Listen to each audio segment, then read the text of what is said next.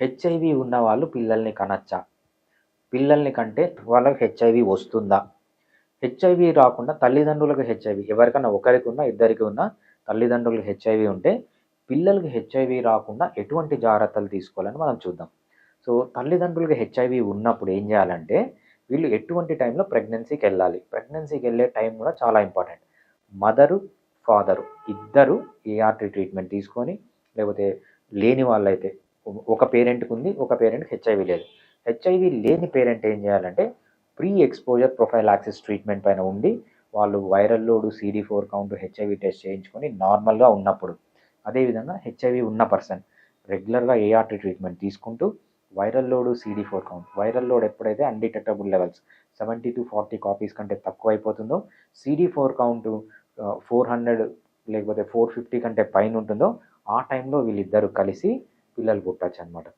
లేదు ఇద్దరికి హెచ్ఐవి ఉందంటే ఇద్దరు ఏఆర్టీ ట్రీట్మెంట్ పైన ఉండి, యాంటీ రిట్రోవైరల్ ట్రీట్మెంట్ పైన ఉండి CD4 కౌంట్ అనేది 450 to 400 కంటే ఎక్కువ ఉన్నప్పుడు, వైరల్ లోడ్ అనేది 40 to 70 కాపీస్ కంటే తక్కువ ఉండి అన్డిటెక్టబుల్ లెవెల్స్లో ఉన్నప్పుడు ఆ టైంలో వీళ్ళు కలిసి పిల్లల్ని కనొచ్చు అనమాట.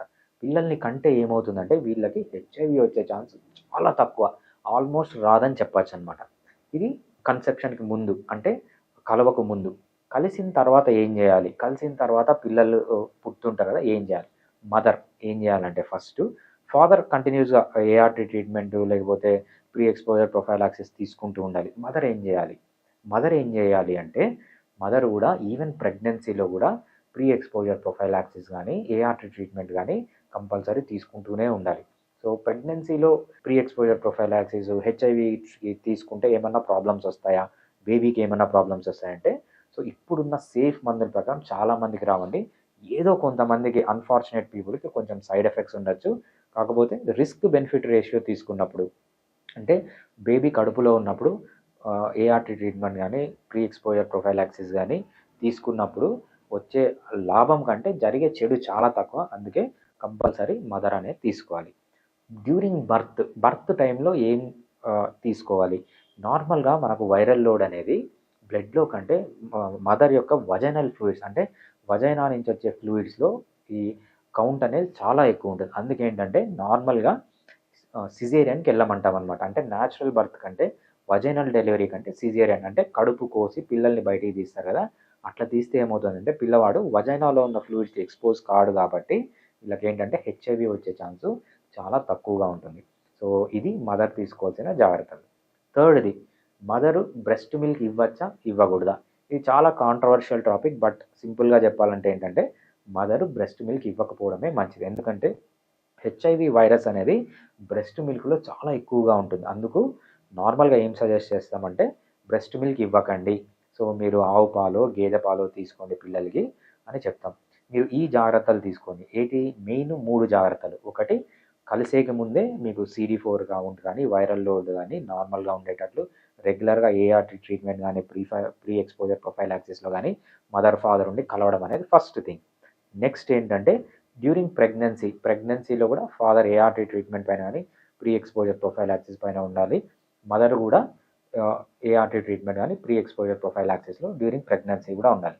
అదేవిధంగా at the time of birth, so vaginal delivery కంటే, న్యాచురల్ డెలివరీ కంటే, సో నొప్పులు వచ్చి డెలివరీ కంటే సిజేరియన్కి వెళ్తే చాలా అడ్వాంటేజ్, పిల్లలకు వచ్చే ఛాన్స్ తగ్గిపోతుంది. అదేవిధంగా పిల్లలు పుట్టిన తర్వాత కూడా వాళ్ళకు మదర్ మిల్క్ ఇవ్వకుండా, బ్రెస్ట్ మిల్క్ ఇవ్వకుండా ఆవు పాలు కానీ గేదె పాలు కానీ ఇస్తే ఇది కూడా తగ్గిపోతుంది. ఇంకో ఇంపార్టెంట్ పాయింట్ ఏంటంటే పిల్లలు పుట్టారనుకోండి, హెచ్ఐవి పాజిటివ్ మదర్కి కానీ పాజిటివ్ ఫాదర్కి కానీ పిల్లలు పుట్టారనుకోండి, పుట్టిన పిల్లలకు కూడా ఏఆర్టీ అంటే ప్రీ ఎక్స్పోజర్ ప్రొఫైలాక్సిస్ ఇవ్వచ్చు. సో పుట్టినప్పుడు వైరల్ లోడ్ చెక్ చేయించండి, హెచ్ఐవి చెక్ చేయించండి. ఆల్రెడీ అన్ఫార్చునేట్గా పిల్లలకి ఏమైనా హెచ్ఐవి ఉంటే వాళ్ళకు పుట్టినప్పటి నుంచి ఏఆర్టీ ట్రీట్మెంట్ ఇవ్వండి. లేదు అంటే వాళ్ళకి పుట్టినప్పటి నుంచి ప్రీ ఎక్స్పోజర్ ప్రొఫైలాక్సిస్ అనే ట్రీట్మెంట్ ఇవ్వండి.